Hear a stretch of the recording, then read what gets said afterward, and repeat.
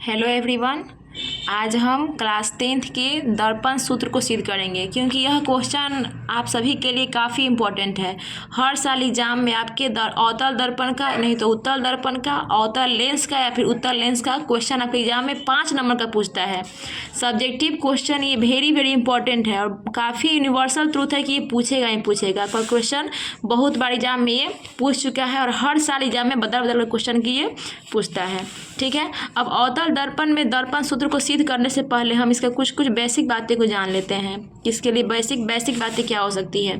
ठीक है, तो बेसिक बातें जानने के लिए आपको पता होना चाहिए कि आपका अवतल दर्पण की जो फोकस दूरी है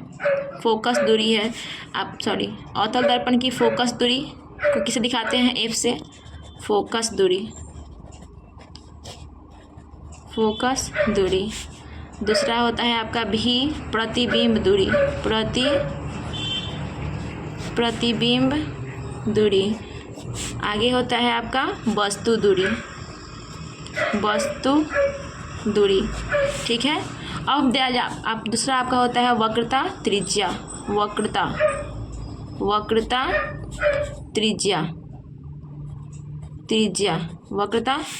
ठीक है, ये आपका अवतल दर्पण सभी के लिए आपका बराबर ही होता है। अब हमको इसमें जानना क्या है कि इसमें अवतल दर्पण के लिए अलग क्या होता है। तो इसमें अवतल दर्पण के लिए जो F का वैल्यू होता है, चिन्ह परिपाटी के अनुसार आप सब जानते होंगे कि F का वैल्यू क्या होता है अवतल दर्पण में? निगेटिव होता है। आपका V का वैल्यू क्या होता है? पॉजिटिव और निगेटिव दोनों होता है। ये आपके प्रतिबिंब किधर बन रहा है, कहाँ बन रहा है, उसके हिसाब से होता है आपका पॉजिटिव निगेटिव दोनों होता है। U का वैल्यू आपका क्या होता है? निगेटिव होता है, क्योंकि हमेशा दर्पण के बाईं तरफ ही हम वस्तु को रखते हैं, इसीलिए आपका वैल्यू क्या होगा? आपका निगेटिव होगा। और आपका वक्रता त्रिज्या R भी क्या होगा? आपका निगेटिव होगा। दूसरा बात हम जानते हैं कि R बराबर क्या होता है? 2F जानते हैं, यानी कि वक्रता त्रिज्या जो होती है आपका फोकस दूरी जो होती है आपकी वक्रता त्रिज्या की दुगनी होती है। बात आपको तो पता होगा। इसको हम ऐसे भी लिखते हैं, F बराबर क्या लिख सकते हैं हम? R/F बराबर लिखते हैं R/2। इसमें किसी को कोई डाउट नहीं होना चाहिए। ठीक है, ये किसका होता है? आपका अवतल दर्पण के लिए इतनी बातें हमको ध्यान रखनी है। चलिए आगे बढ़ते हैं। हमको सिद्ध क्या करना है? सबसे पहले अवतल दर्पण में दर्पण सूत्र को सिद्ध करना है। सिद्ध करने से पहले हम सबसे पहला काम इसमें करेंगे, हम एग्जाम में अगर आएगा तो देखिए स्टेप बाय स्टेप चलेंगे ना तो हमको अच्छा खासा नंबर मिलेगा। मतलब जितना आप बना करके आइएगा आपको उतना नंबर मिलेगा। ये क्वेश्चन सीधे एकदम 5 नंबर का क्वेश्चन पूछता है। ठीक है, इस चीज़ को हमें हमेशा याद रखेंगे। तो सबसे पहले हम पहला स्टेप में क्या करेंगे? हम इसका फिगर ड्रॉ करेंगे, बिल्कुल साफ़ सुथरी फिगर ड्रॉ करेंगे, अच्छी तरह से फिगर ड्रॉ करेंगे और इसमें क्या करेंगे? हम कलई कर देंगे। आपको तो पता है कि दर्पण तभी होगा जब दर्पण को जब हम शीशे को क्या करेंगे? कलई करेंगे। और ये आपका क्या है? मुख्य अक्ष या प्रधान अक्ष। ये सब बातें आपको पता है। ये आपका P है, यहाँ से यहाँ तक आपका F है, ये आपका वक्रता त्रिज्या है और इधर कहीं आपका क्या है? अनंत है। ये आपका C है। ठीक है, और त्रिज्या नहीं C है, इस मतलब इसको वक्रता त्रिज्या कहते हैं। यहाँ से यहाँ तक की दूरी क्या बोलते हैं? हम फोकस दूरी बोलते हैं। क्या बोलते हैं इसको? हम फोकस दूरी बोलते हैं। और यहाँ से यहाँ तक की दूरी को क्या बोलते हैं हम? ये वक्रता आपका केंद्र है तो इसे हम क्या बोलते हैं? वक्रता त्रिज्या R से दिखाते हैं। इसमें कोई दिक्कत आप लोग को आई होप नहीं हुआ होगा। ठीक है, अब आगे बढ़ते हैं।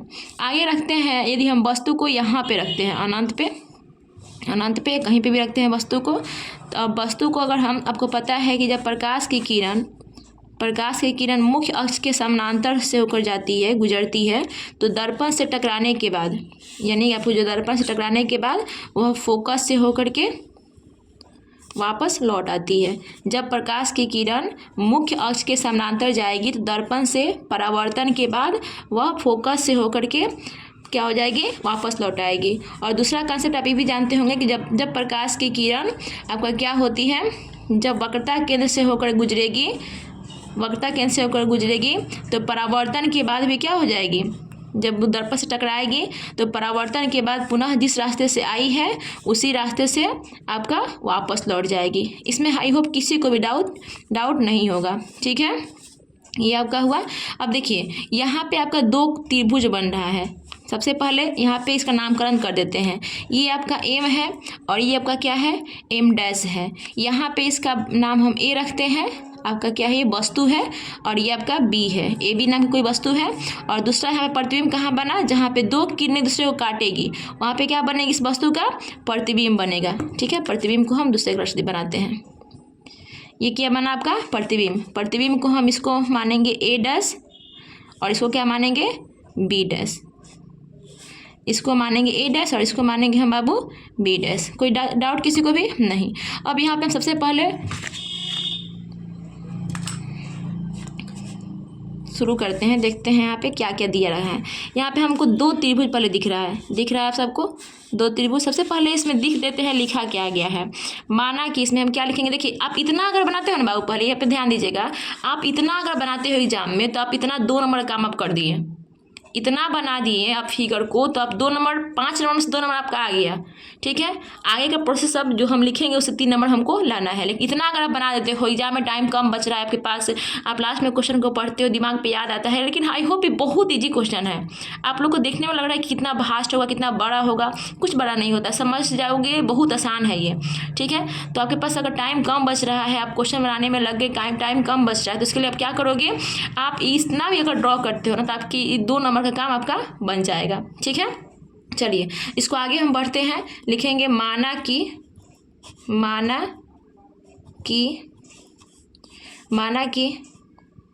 एम डैश एक अवतल दर्पण है, अवतल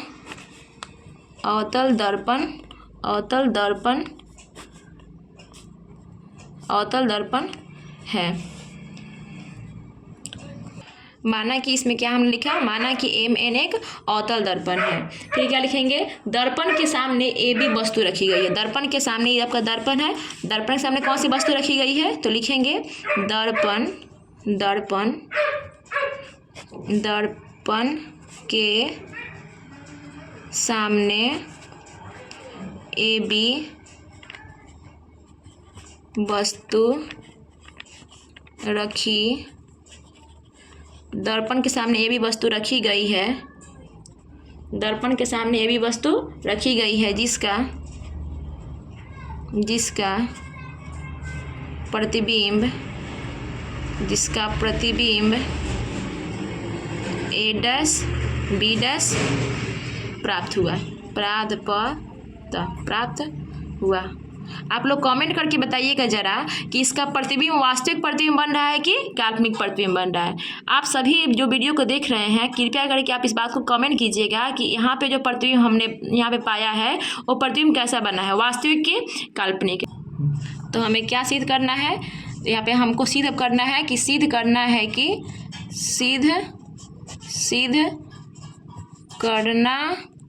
कि देखिए जैसे जैसे हम स्टेप लिख रहे हैं ना, आप वैसे वैसे एग्जाम में लिखोगे ना, आपका 5 नंबर मतलब खुशी से नंबर दे करके जाएगा। जैसे मैं अंडरलाइन कर करके लिख रही हूँ, हमको क्या सिद्ध करना है, 1/f बराबर 1/v प्लस 1/u सिद्ध करना है हमको। यही आपका दर्पण सूत्र को सिद्ध करना है। तो देखिए अभी आपका फिगर पीछे हम बना दिए हैं, आपको समझाने में दिक्कत होगा, इसीलिए हम फिगर को फिर से यहाँ पे एक बार ड्रॉ कर लेते हैं। सबसे पहले फिगर को ड्रॉ कर लेते हैं ताकि हमको क्वेश्चन समझाने में आसान हो। फिर से हम एक बार फिगर को ड्रॉ कर लेते हैं। छोटा सा फ्री हैंड फिगर है आपका, ड्रॉ करने में बहुत ज़्यादा टाइम नहीं लगेगा। फिर यहाँ पे आपका F है और यहाँ पे आपका C है और इधर कहीं अनंत है। यहाँ पे हमने वस्तु को रखा है, वस्तु आपका मुख्य अक्ष के समानांतर जाएगी, परावर्तन के बाद फोकस से होकर के वापस लौटेगी। ये चीज़ नहीं भूलिएगा, फिगर जितना अच्छे से बनाइएगा, नंबर एग्जामिनर जो कॉपी चेक करेगा वो आपको नंबर और खुशी देगा। ठीक है, तो फिगर आप अच्छे से साफ से बनाइएगा। फ्री हैंड ही फिगर बहुत साफ बनाया जा सकता है अगर आपकी प्रैक्टिस अच्छी है घर में। तो यहाँ पे हमारा ये क्या है, आपका वस्तु, इसका मैंने नाम रखा था A, इसका B, यानी वस्तु आपका A था और प्रतिबिंब क्या था आपका A डैश B डैश। यहाँ पे आपका क्या था, M था और ये M डैश था, और जहाँ पे ये प्रकाश की किरण परावर्तित होकर लौटती है इसको हम N नाम दिए। ठीक है, इसमें किसी को भी डाउट नहीं। अब देखिए यहाँ पे हम दो त्रिभुज लेते हैं। कौन कौन सा त्रिभुज लेंगे? पहला त्रिभुज आपका ये और दूसरा त्रिभुज ये। इन दोनों त्रिभुज में हम तुलना करेंगे। देखिए तो ये दोनों त्रिभुज आप पढ़े होंगे मैथ में, चैप्टर मतलब मैथ में कहीं पढ़े होंगे कि समरूप त्रिभुज कहीं पढ़े हैं। समरूप त्रिभुज होता है एक जैसे समरूप दिख रहा है, समान रूप से दिखने वाला त्रिभुज आपका समरूप दिख रहा है। इसमें आपका ये वैल्यू कितना है? 90 डिग्री है। और ये भी कितना, जब ये 90 डिग्री तो कितना होगा आपका? 90 डिग्री होगा। इसमें कोई डाउट किसी को नहीं हो रहा होगा। और आप दूसरा पढ़े होंगे सम्मुख कोण या शीर्षाभिमुख कोण। ठीक है, दूसरा आप क्या पढ़े होंगे? सम्मुख कोण। ये देखिए जब ये कोण और ये कोण आपस में क्या होंगे? बराबर होंगे। आप लोग पढ़े होंगे सम्मुख कोण या शीर्षाभिमुख कोण से। यहाँ पे हम ऐसे देखते हैं तो ऐसा क्या होंगे, आप लोग पढ़े होंगे कि ये कोण आपस में और ये कोण क्या होते हैं? बराबर होते हैं। लेकिन अगर इसका बात देखा जाए और इधर देखा जाए तो ये कोण आपस में और ये कोण बराबर होंगे। किससे? एकांतर कोण से। इसे आप पढ़ चुके होंगे, नाइन्थ के बातें हैं और 10th में भी बहुत बारी सब चीज़ें आपको आती होगी। तो आई होप कि आप इसमें बहुत ज़्यादा फंसेंगे नहीं।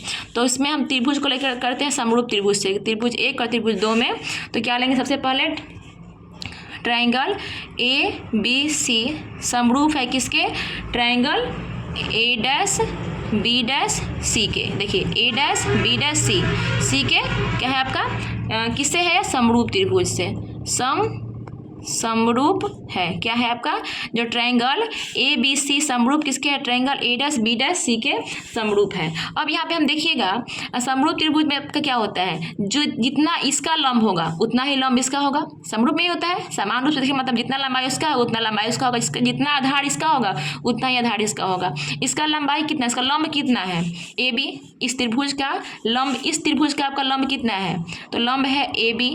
ठीक है, और इस त्रिभुज का लंब कितना है? बट्टा में क्या करेंगे? A', B'। कोई डाउट आप लोग को नहीं। बराबर क्या करेंगे? इस त्रिभुज का जितना बेस होगा उतना इस त्रिभुज का बेस होगा। इस त्रिभुज का बेस कितना है आपका? BC। और इस त्रिभुज का बेस कितना है आपका?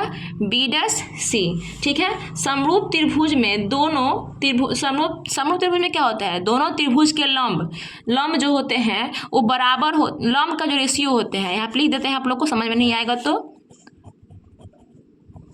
समरूप त्रिभुज में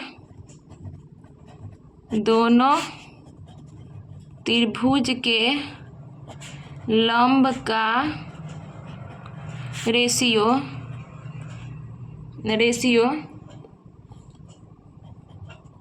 बराबर होता है दोनों त्रिभुज के आधार का।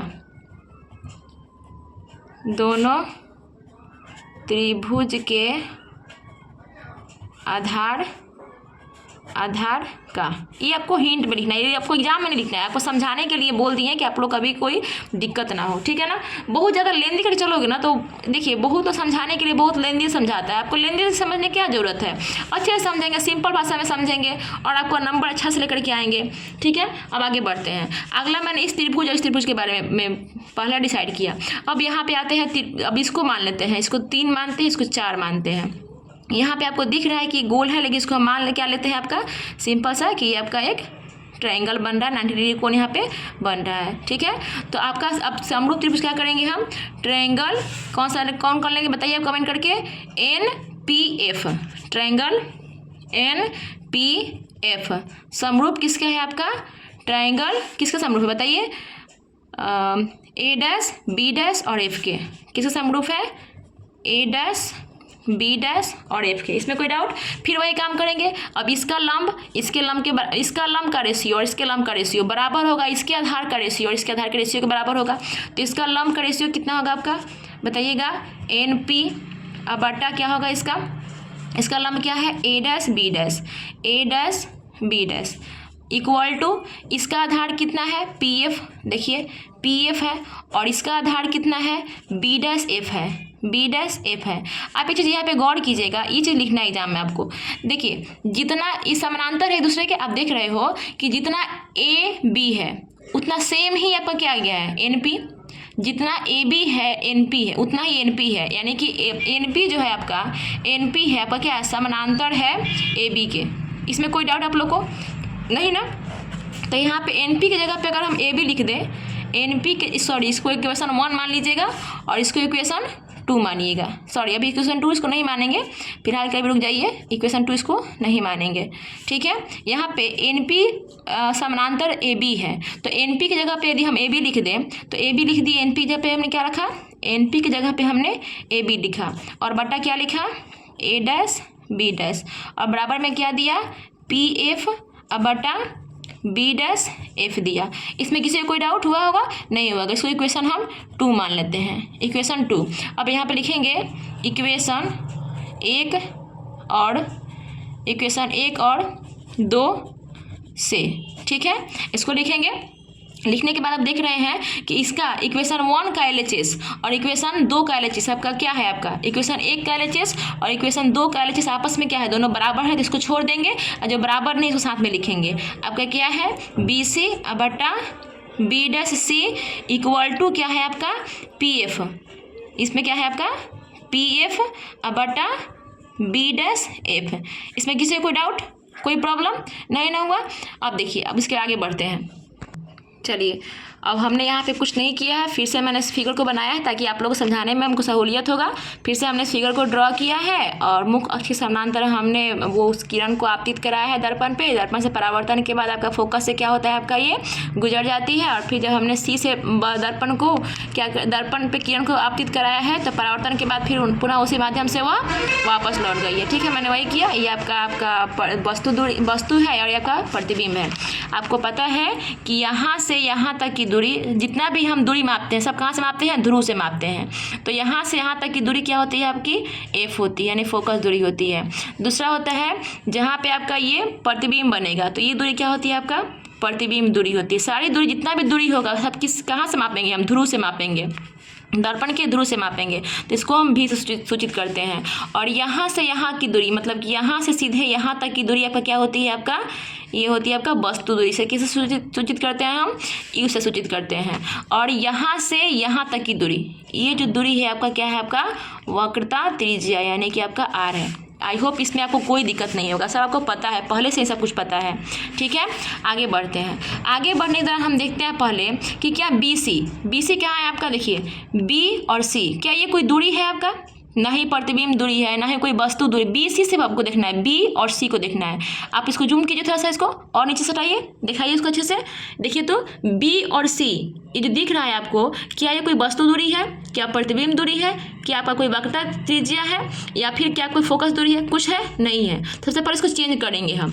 आगे यहाँ पे देखिए, इसी मतलब जो चीज़ में नहीं है, देखिए आपका PF है, देखिए जो PF है आपका सीधे से दिख रहा है कि P आपका क्या है, आपका फोकस दूरी है। यहाँ पे देखिए B डैश C, कहाँ है आपका B डैश C, देखिए कहाँ है B डैश C, यहाँ पे सॉरी, यहाँ पे B डैश है, सॉरी थोड़ा सा यहाँ पे B है आपका, यहाँ पे मैंने गड़बड़ हल्का सा बोला, इसके लिए माफ़ी। यहाँ पे देखिए BC जो है आपका, BC आपका यहाँ से यहाँ तक है। BC कहाँ पे है, तो क्या ये प्रतिबिंब दूरी है, क्या ये वस्तु दूरी है, क्या ये फोकस दूरी है, और क्या ये आपका मतलब और कोई दूरी है, क्या नहीं कोई दूरी है। सबसे पहले इसको इस सब की दूरी में किसी में एक में चेंज करेंगे, ठीक है। अब देखिए B डैश C, यहाँ पे B डैश और C है, क्या ये भी कोई प्रतिबिंब दूरी, वस्तु दूरी कुछ भी है, नहीं है। सबसे पहले इसको हम चेंज करेंगे हम। तो चेंज करने के लिए क्या करेंगे, हमको BC का वैल्यू चाहिए, तो BC का यहाँ है आपका B, यहाँ पे है C। इसका वैल्यू निकालने के लिए हम क्या करेंगे, हम यहाँ से देखिए तो BP क्या करेंगे, कर सकते हैं ना, PB यहाँ से लेकर यहाँ तक, PB में से यदि हम PC को हटा दें, PB में से यदि हम देखिए तो यहाँ पे यदि P और B, PB में से यदि हम P और C को घटा दें तो हमको कितना दूरी मिल जाएगा, ठीक है। तो ये मतलब PB माइनस PC बराबर क्या आपका है, BC है। आगे बढ़ते हैं। यहाँ पे देखिए B डैश C है, यहाँ पे है B डैश और C है। अब देखिए इसका दूरी ज्ञात करने के लिए हम क्या करेंगे, B डैश और C है, तो B डैश C के ज्ञात करने के लिए हमको कहाँ तक की दूरी हमको पता चाहिए, हमको देखिए PC, ये पूरा दूरी क्या है आपका PC में से हम पूरा इस PC में से अगर हमको E चाहिए तो PC में से हम BP को घटा दें, PC में से P और C में से, PC में से हम P बी डैश को घटा दें, पी बी डैश को घटा देंगे तो हमको ये दूरी मिल जाएगा। हमको मिलेगा कि नहीं मिलेगा बताइए। यदि हम पी बी में से पी सी में से पी बी डैश को घटा दें तो हमको ये दूरी मिल जाएगा। अब बराबर में क्या है देखिए पी एफ है, तो पी एफ तो आपका दूरी है, ये है पी एफ क्या है आपका फोकस दूरी है, तो पी एफ को ऐसे छोड़ देंगे, ठीक है। और बराबर उसके बाद क्या है आपका बी एफ है, बी एफ किधर देखिए यहाँ से यहाँ तक की दूरी है, बी एफ कहाँ से कहाँ तक दूरी है, यहाँ से लेकर के यहाँ तक की दूरी है। तो इसके लिए क्या है आपका पी बी डैश, वही काम करेंगे, पी बी डैश में से आपका घटा क्या देंगे पी एफ, यानी कि हमको इतना चाहिए ये दूरी ज्ञात करने के लिए, यहाँ से लेकर के इधर से जूम कीजिए, बी डैश एफ चाहिए हमको। तो बी डैश एफ याद करने के लिए क्या करेंगे हम, या पहले पी से लेकर के बी ले लेंगे पूरा दूरी, और उसमें से हम पी एफ को घटा देंगे तो इतना दूरी नहीं मिल जाएगा आपका जी। सब पढ़ चुके होंगे तो इतना मिल जाएगा। मैथमेटिकल है, यहाँ पे मैथमेटिक्स है, तो यहाँ पे कर देंगे हम पी एफ हो गया। अब देखिए अब इस वैल्यू को हम क्या करेंगे आराम से रख देते हैं। देखिए पी बी बराबर क्या है आपका, पी बी बराबर क्या है यू। आप सबसे पहले ये बात आपको पता है चिन्ह परिपाटी से कि अवतल दर्पण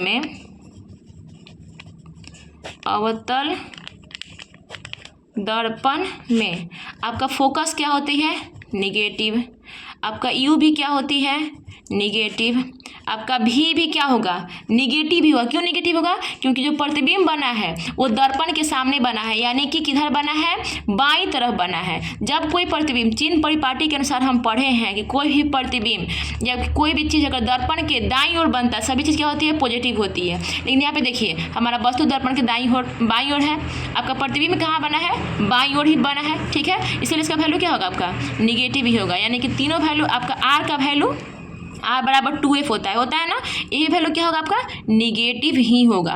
कोई डाउट इसमें? आई होप कि इस बात को आप अच्छी तरह से समझ रहे होंगे। इसमें हमको बहुत ज़्यादा ध्यान दिलवाने की जरूरत नहीं है क्योंकि आप बहुत पहले इस चीज़ को पढ़ चुके हैं, ठीक है। अब हम यहाँ पे आते हैं। देखिए पी बी बराबर क्या है आपका यू कैसे लेंगे पॉजिटिव के निगेटिव, तो निगेटिव लेंगे। क्यों निगेटिव लेंगे, क्योंकि हम अवतल दर्पण की बात कर रहे हैं, इसलिए यू को हम क्या लिखेंगे निगेटिव। माइनस लेंगे, माइनस तो माइनस कर देंगे। पी सी देखिए कहाँ है पी सी क्या है आपका ये है, देखिए यहाँ पे हमने बताया है, यहाँ पे पी सी क्या है आपका आर वक्रता त्रिज्या। पी सी क्या है आपका वक्रता त्रिज्या है, यानी कि आर बराबर क्या होता है यहाँ पे देखिए आर बराबर होता है 2f। आर बराबर क्या होता है, आर थोड़े रखेंगे हम, आर का वैल्यू क्या करना है हमको एफ का वैल्यू निकालना है, फोकस निकालना है। तो आर बराबर क्या होता है 2f, तो 2f का वैल्यू हम किस में लेंगे निगेटिव में, क्योंकि अवतल दर्पण के लिए ले रहे हैं हम।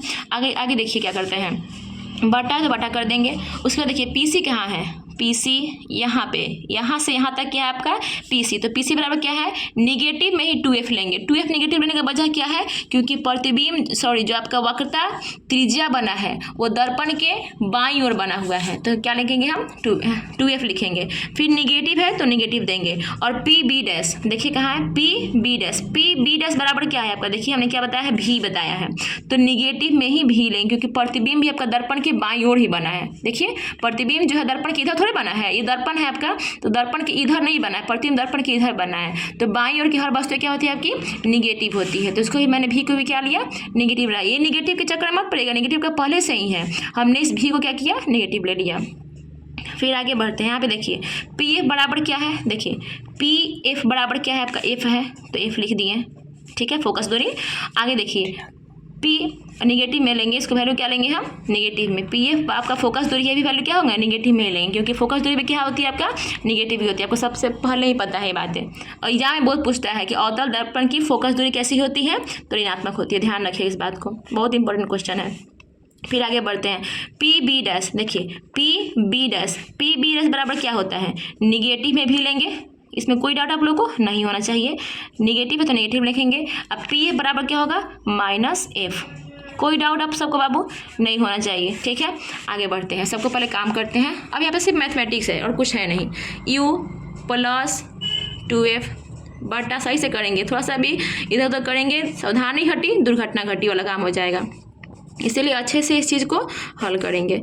देखिए -v + f, कोई डाउट इसमें नहीं। अब हम क्या करेंगे, इसका तिरछे गुना करेंगे। देखिए -v में -u से गुना करेंगे तो कितना हो जाएगा प्लस माइनस प्लस हो जाएगा, तो u भी, ठीक है, ये क्या होगा आपका u है, u भी। उसके बाद देखिए माइनस से प्लस माइनस हो जाएगा तो 2f भी हो जाएगा। अब देखिए अब इसमें इसमें प्लस एफ में इस सब से गुना करेंगे, इस प्लस एफ में इन दोनों से गुना करेंगे तो क्या हो जाएगा आपका plus minus minus u F हो जाएगा। और फिर देखिए प्लस प्लस प्लस 2f² हो जाएगा। कोई डाउट इसमें नहीं ना?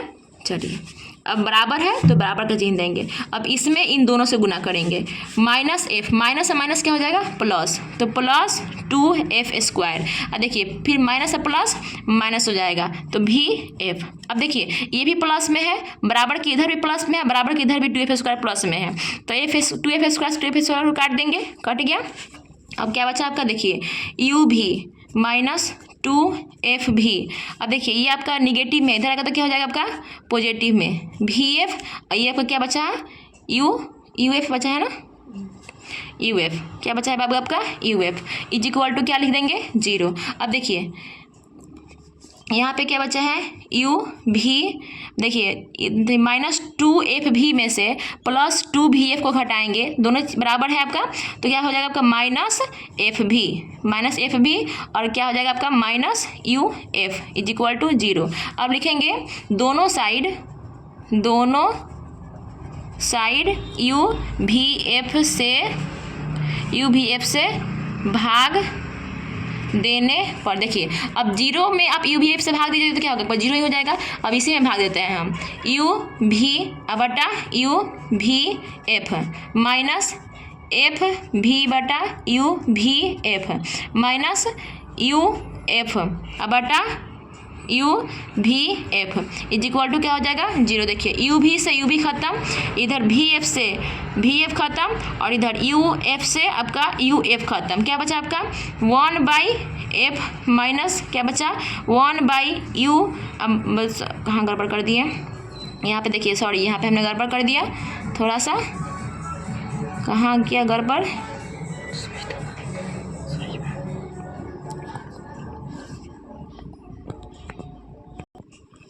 चलिए हमने सही किया है, मुझे लगा थोड़ा सा गड़बड़ कहीं कर दिए हैं। तो देखिए 1/f माइनस 1/u और फिर प्लस माइनस है तो माइनस कर देंगे 1/v इज इक्वल टू 0। यहाँ पे हम लिख देते हैं, उधर जाएंगे तो फिर से एक दूसरा हमको प्रॉब्लम होगा। देखिए तब 1/f का वैल्यू को सिद्ध करना था, आपको पीछे हम गए थे तो 1/f बराबर क्या होता है, देखिए दोनों निगेटिव में है तो जाएगा तो पॉजिटिव में हो जाएगा तो 1/v प्लस 1/u। प्रूफ यही इक्वेशन प्रूफ करना था। देखिए तो कितना सिंपल है, PROVED प्रूव्ड। इसमें कुछ भी है बाबू, कितना सिंपल वे में हमने इस चीज़ को सॉल्व किया। इस चीज़ को आप सॉल्व करोगे तो पूरा 5 पे 5 नंबर मिलेगा। हर साल आपके एग्जाम के लिए पूछा गया काफ़ी इंपॉर्टेंट सवाल है, इस चीज़ में आप कोई लापरवाही नहीं कर सकते हैं। चलिए अभी मैंने इसको सिद्ध किया, अब दूसरा क्वेश्चन हम उत्तल दर्पण को करेंगे हम, ठीक है। तो अभी रुकिए, इसको पहले आप ध्यान से देख लीजिए अच्छी तरह से।